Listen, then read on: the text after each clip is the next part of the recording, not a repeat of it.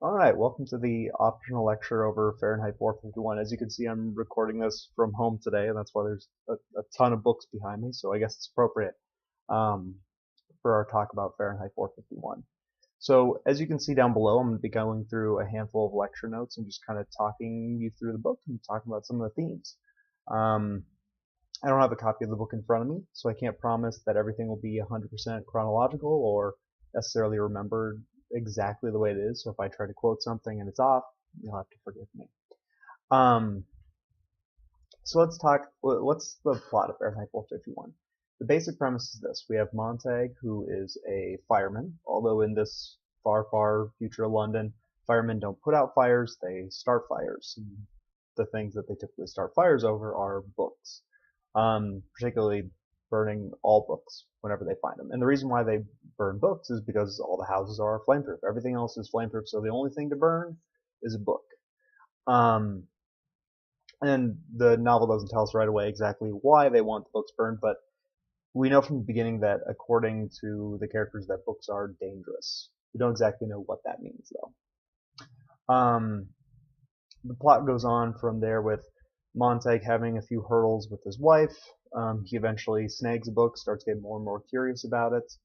Um, has a conflict with his boss over um, whether firemen should preserve books, should destroy books, exactly how he should participate in his society.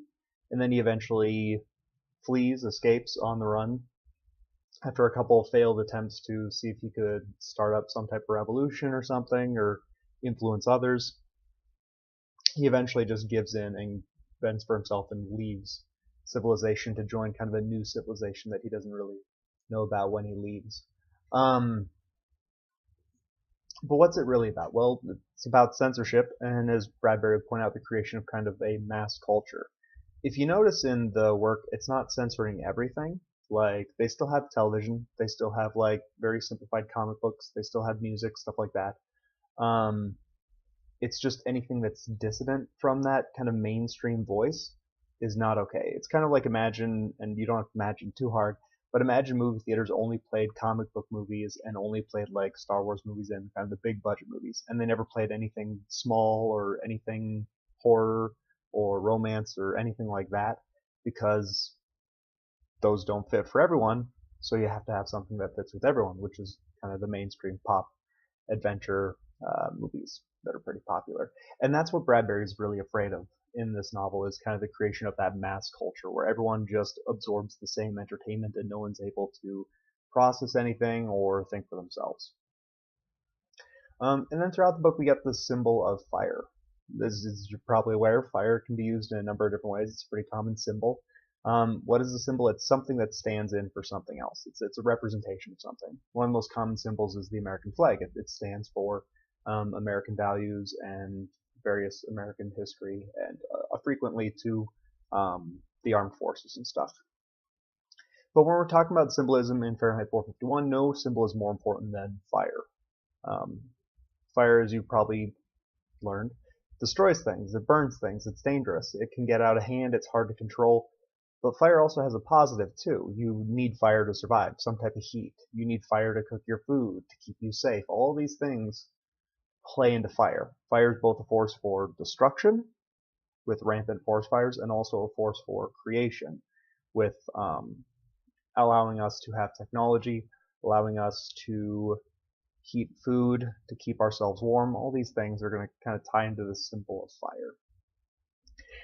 So let's move on into kind of the actual segments of the book. The opening third of the book is called The Hearth and the Salamander. These are some traditional symbols that we have to kind of explain before we go further.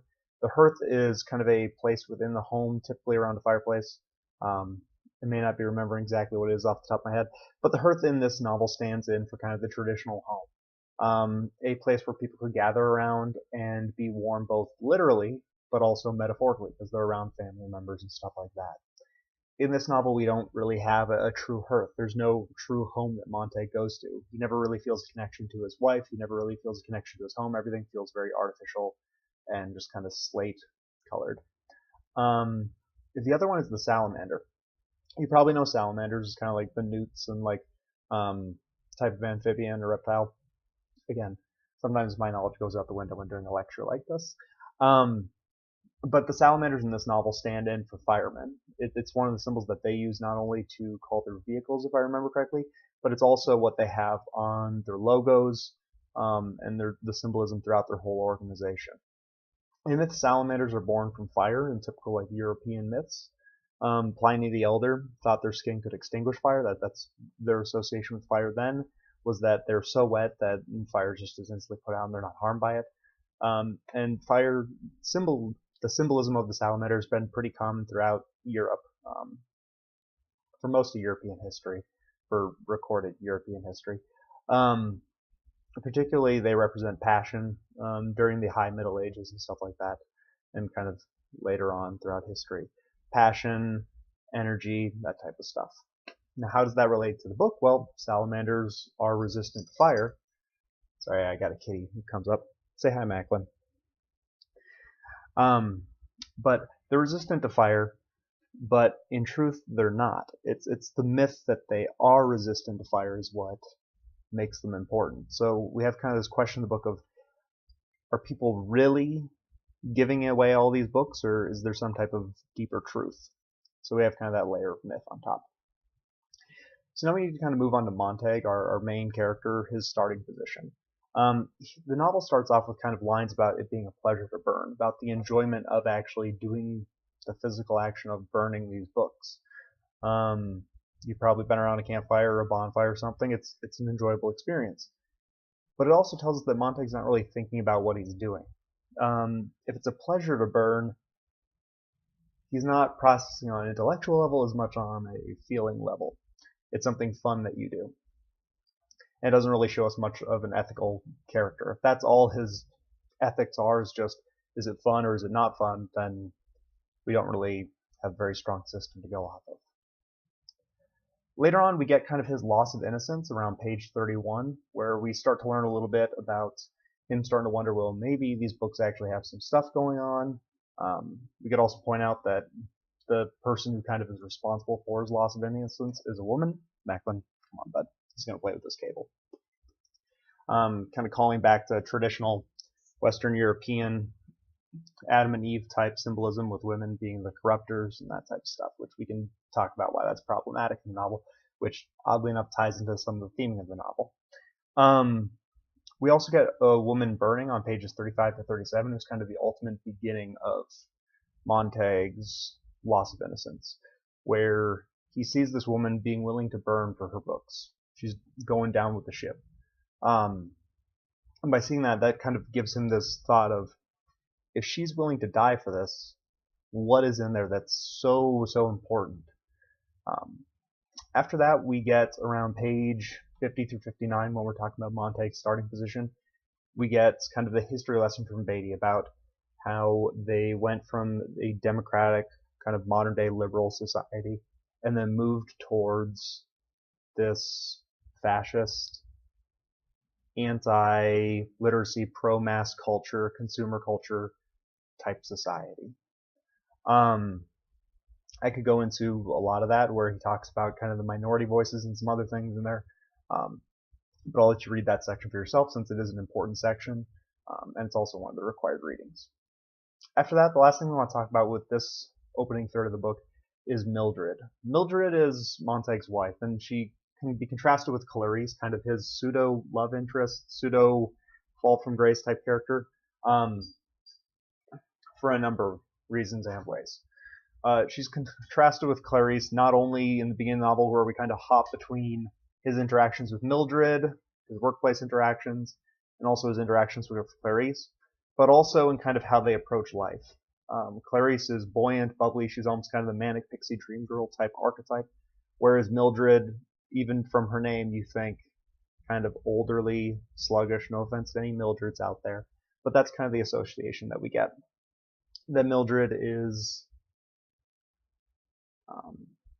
static, that she's not questioning things, that she just absorbs information. She's the type of person who just sits in front of the TV all day and just accepts what other people tell her, or just would scroll through her phone all day and never look up and look around. she wants to be in that kind of technology bubble as much as possible because she's afraid of the outside world, and she's been told throughout her whole life to be afraid of that outside world. It's like this. If you're making friends in the real world, there's the possibility of real harm. But if you're making digital friends, if you're just playing a video game or something, or doing what she does, where she kind of talks to the TV in this weird skit-like game, there's no downside. If you have a blunder with those friends, you just turn it off. Way less pressure. And so it's really tempting, and Mildred gives into it. And it's hard to fault her for that, because all of society around her has been telling her to do that. But at the same time, we know people can be like Clarice, where they can choose not to give in to that. The other big thing to kind of point out with Mildred is her suicide attempt from pages 11 to 16, where she takes her own life and then is very quickly given drugs. She has things pumped out of her. And this whole traumatic experience is just covered up and swept under the rug, so that all that's left is her just feeling hungry. We also get the hint that it's happened many, many times before, that because her memory's wiped of it, she never worries about it. And the book can also point out that it's a criticism of the books towards consumer culture in general. The culture we live in is very much pro-happiness, happiness at all costs. And anything that's bad, you just sweep it under the rug and you don't confront it, you don't try to deal with it. Or if you do, you turn it into a fun movie or something that's unique about you, rather than dealing with it and trying to make the world a better place so that bad things don't happen. So I think I covered everything. If I skip something, please come in and talk to me anytime, and I'll try to go over it. But this is just a general discussion of the book. So let's move on to the middle third of the book, The Sieve in the Sand. Around page 72, he starts seeking hope, Montague does, in Faber, who's this old English professor, and wanting to talk to him about books and the rarity and what he can do to help and what other books are out there. All these kind of big questions as to why books are important. Now, he's already kind of had this inkling, and he started to fall from grace, but now is where he fully becomes corrupted, I'm sure, in their society's mind. So he goes to seek hope from Faber on page 72. And then after that, around 74 through 77, around that area, we get this weird kind of description of his childhood, where he's thinking back to a moment when he was a young man and he had a sieve. And he was trying to pour sand in. And the idea was that the faster he tried to pour sand down this like little funnel, the slower it went. And so he had to pour it slowly so that it could actually drain out. And we get this kind of weird contrast between that and the events going on the transportation, either bus or train, I can't quite remember off the top of my head, where the more distractions are, the faster we try to go through life, the harder it is actually to get any substance, the harder it is to actually benefit from what we're doing, just like with the sieve and the sand. Then he actually goes to talk to Faber, and they talk about kind of the purpose of books and reading in general from pages 78 to 82, which is one of my favorite passages in the entire book. Not only do we get a clear outline of kind of why Bradbury feels books in particular are important, and more important than television, more important than all the other things that contribute to mass culture, but we get it explicitly laid out by one of the characters in a pretty effective manner. It's not a Ayn Randian styled monologue for like 50 pages. But he talks about books having pores. He talks about the idea of you being able to put down a book whenever you want it. The idea that you ultimately have choice over what you read and how you read it. If I'm watching a movie, it's just going to keep playing. It's telling me, here's this, you feel this way. But if I'm reading a book or something, I can stop. I can pick it up, I can drop it, I can write in the margins, I can make my own commentary, and the medium itself encourages that, Faber would point out. Whereas like a movie, I can't stop a movie and somehow write like on the disc. And I mean, in theory, I could like take notes and put it into like the lining or something. But with a book, I have control over it. I'm ultimately the one who decides whether I accept it or not. Not only that, books are way more accessible to the mass culture. There's a handful of books up on my shelf, I'm sure, that only got like a printing of like 2,000 copies or something, just because there wasn't that much of an interest. Whereas if I wanted to make a movie that only would serve like 2,000 people, the cost for how many people it's going to reach is not going to be enough.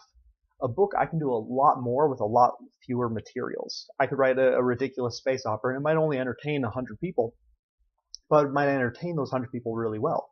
When we're talking about a mass culture thing, if I want to make the next Star Wars or something, I'm going to need a massive budget to make that happen. In order for me to get that massive budget, it has to hit a wide range of audience. I can't do things for specific audiences.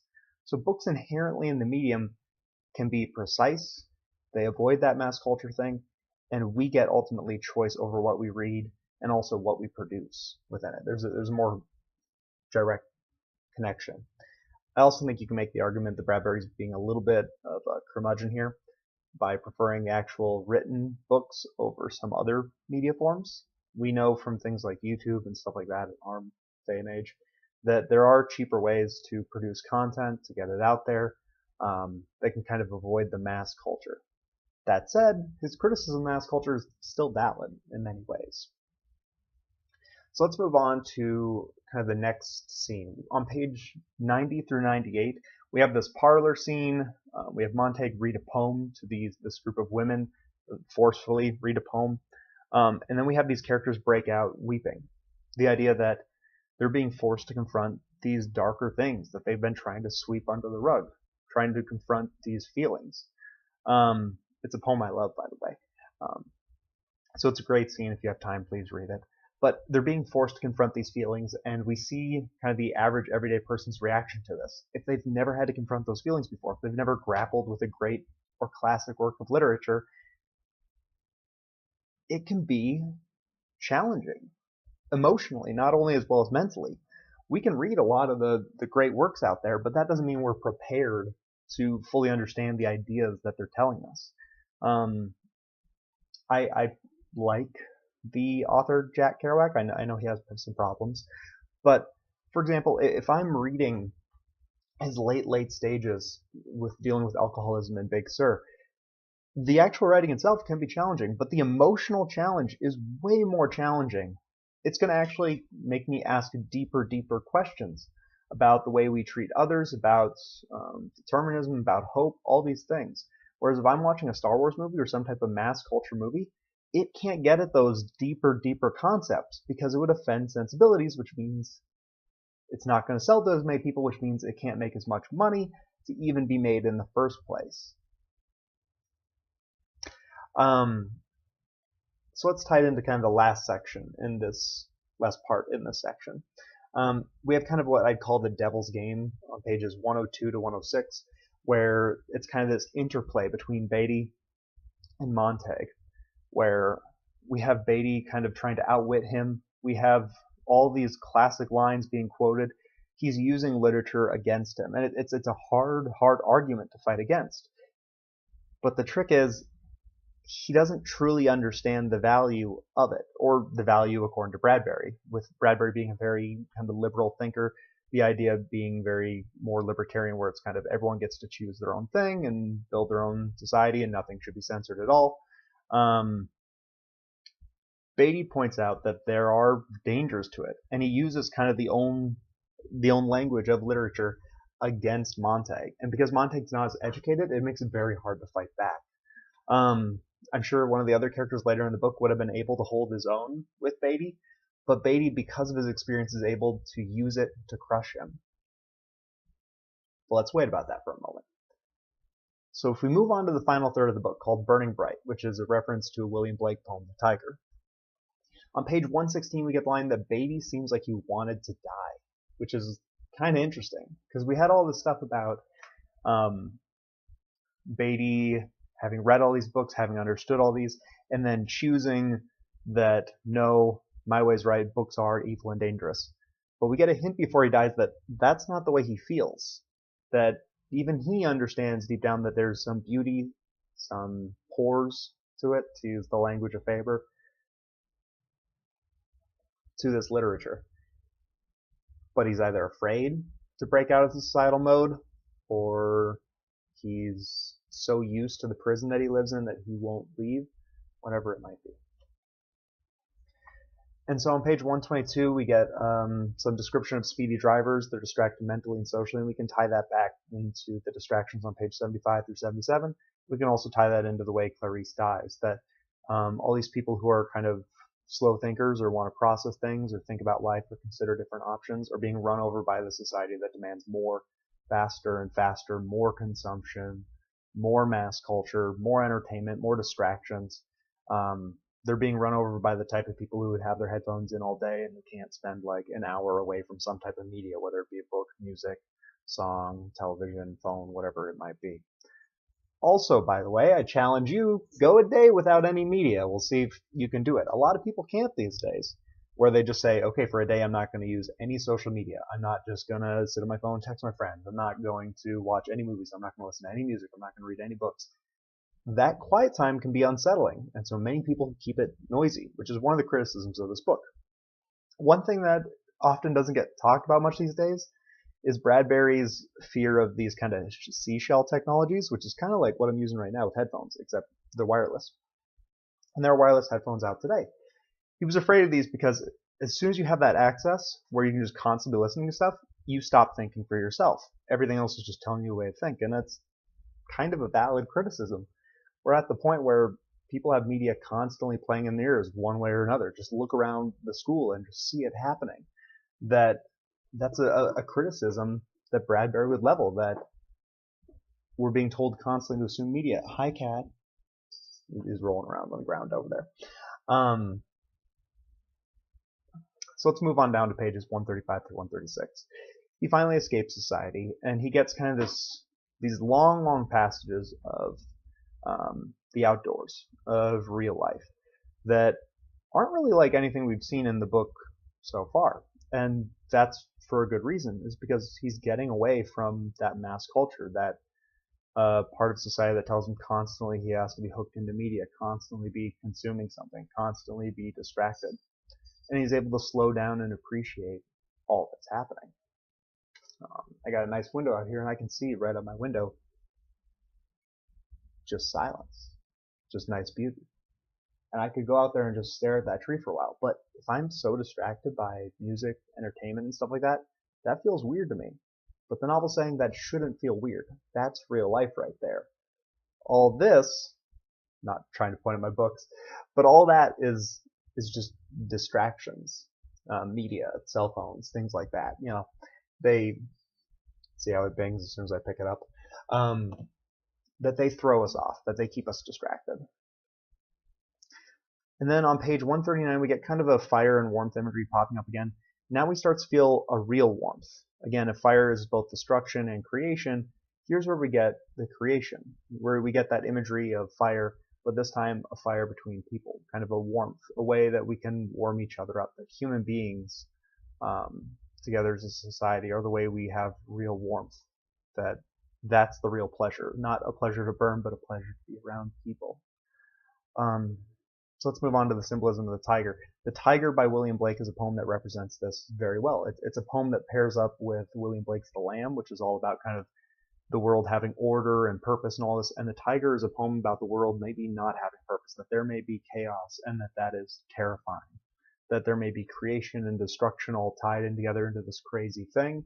And it's a perfect thing for a book all about kind of the contrast between creation, destruction, between kind of liberalism and what we read and having free choice versus kind of this mass culture and censorship. And here we get to the part in the book on pages 143 through 147 where characters start having these works inside them, where they have works that can't be burned unless they die, of course, which kind of gives us an ethical imperative that we need to keep these works alive, else they do die. The book hints at. But we get here all these characters who have memorized different works, who keep them alive whether literally or they just keep the idea of these books alive. And by doing that, they have kind of a society of human beings who are real, but also they're keeping this rich literary tradition alive that can be interpreted and passed on in many ways. As Faber said way back in 78 through 82, it's not the books themselves that's important. Yes, the physical act and all those things, the physical act of reading and the physical nature of them is good and beneficial towards it, but the most important thing is the ideas of these books. And it's the ideas that's helped this kind of wildland community keep together. It's the fact that they know that no man is an island, that they have to keep each other safe, that they have to keep each other warm, And these are the things they're learning from great works, from classics, um, that helps forge their society. And that's what ultimately at the end has them be good people so that they can go back and rebuild society and help other people out, is because they've learned the ideas of these books, not just memorize them literally on the paper. Now, in the project for this unit, by the way, you are doing a memorization and recitation of a Shakespeare classic, and that's great, to memorize and recite it and all that stuff, and that's part of what the characters do. But they also internalize it. So if you're doing a poem about, let's say you're doing the sonnet about my mistress, the one about his mistress looking unlike other girls, that she doesn't fit the kind of classical patriarchan model. Um, yeah, patriarch. Patriarchal model with like kind of the white hair that's silky and she walks and treads on air and all that stuff. If she doesn't fit that, she still has some beauty. That poem's great to recite, but if you take the idea of that, that's even better. That beauty is not just fitting one mold, that beauty is in the eye of the beholder, truly. That there's no societal standard for beauty. That it just does not, it has no firm grounding in reality. Now there's some like biological things you could point out, but beauty is ultimately a choice that we make, and that's something we could pick up from a poem like that. And that's what Bradbury would encourage us to do, and I would encourage you to do as you're learning to recite these poems. Not only learn the literal meaning, but also incorporate them into your own life. On pages 156 through 158, we get the imagery of Phoenix, which, if you don't know what a Phoenix is, it's a mythical bird that's reborn from fire. And it's basically immortal as long as it can keep being reborn. There's different versions out there. But Phoenix is important in this too because it's born from fire, ultimately. And even though we have this massive destruction at the end, fire being destruction and this atomic bomb, they can rise back from it because they have their own warmth. They have their own fire inside them because of this literature that they've made, because of this community that they've made, because they're actually looking for real life, that they're getting away from this constant distraction of mass culture. And so what does it all mean? What's the importance of this book? Well, ultimately, Fahrenheit 451 is a book that decries, that points out many flaws in our modern society. Many consumerist problems, many problems with mass culture, things like that. But it's ultimately a book also that leans towards, admittedly, a libertarian agenda. You can look through Bradbury's other works and see a very clear bias towards that. So it's a political work in many ways. It's a work pointing out the problems with our modern society in many ways. It's a book of ideas. It's a classic defense of literature in general. It's one of the best ways to say, hey, books have importance. This book kind of lays it out, and that may feel a little too meta for you, but that's what the book does. So what does it all mean, ultimately? That at the end of the day, we have a choice to make. We can buy into mass culture entirely. Now, that doesn't mean we all have to stop using phones, but we could buy into this mass culture entirely and never look away from our phone, never stop listening to music, watch more and more movies every year, watch more and more TV each day, play more and more video games until we're left with our only real friends, our only real companions is media. That's all we're left with. Or we have another alternative, which is to have a little bit more control over what we say, to allow people to explore different ideas. And not only to allow those people to explore different ideas, but to go out and meet those people who have those different ideas, talk with them, and form a real human bond. So now we need to talk about the coda. After the novel came out, Bradbury wrote a coda. Coda is just, it's a musical term meaning to wrap it up. Kind of a conclusion, if I remember correctly. In this novel, the coda is a short essay where he talks about kind of the origins of the work. And he talks about minority groups being the ultimate, or one of the ultimate causes of this mass culture. He argues that everything has to be safe for everyone, and it has to be works that don't offend any small, that please everyone, because if you have a work just for one small group, then it's going to harm everyone. And that every minority group, he argues, not just ethnic minority groups, but every minority group, including religious, ideological, whatever it might be, complains about a work and wants it to be more pro them. And by pulling every which way, we're ultimately left, according to Bradbury, in kind of this state of mass culture where everything has to be a pleasing Disney movie that makes everyone happy. Um, and so books were just too dangerous, that they leaned off too many different directions, it gave people too many different ideas and all that stuff. Um, and that's ultimately kind of Bradbury's conclusion with that. There's different ways to take it. One of the interesting connections between the Coda and modern life is how the divide, not only politically but culturally, you may have heard the term culture war before, but the culture war ties quite a bit into it. The idea that we become fractured as a society when we're just looking at our own media, which could be a criticism against Bradbury, or it could be supporting Bradbury, depending on how you look at it. That in our modern times, people from certain areas absorb certain types of media, and people from others only absorb another type of media, and no one crosses the line, and no one watches something that another group would, or branches out really. And because of that, we kind of get isolated in our bubble and hate more and more the other side. So in a way, a mass culture might be a benefit, you could argue, that it unites everyone together. You could also argue that mass culture then only ends up harming minority groups. No matter what type of minority groups, it only ends up harming them. It's really ultimately up to you to kind of make your own conclusion. But as you probably picked up from the book, Bradbury wants you to read and not tell you what to think. Bradbury wants you to think for yourself. Throughout the whole book, he's been encouraging people to read books because you have power over books. You get to decide ultimately how you feel about it, how you respond to it. And here at the end, Bradbury tells you kind of his thoughts, but you don't have to listen to him. And he would encourage you to not feel like you have to listen to him. He would say, form your own opinion. This book has pores. Maybe my ideas don't work for everyone. I feel really strongly about it, but you ultimately can point out the flaws. And by his own argument, that should be encouraged.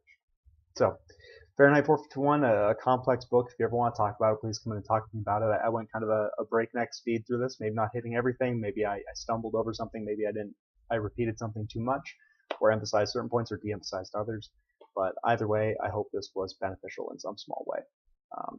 As always, thank you. I'll see you guys in class, and I'll try not to film any more videos in my little office. So, alright, thank you.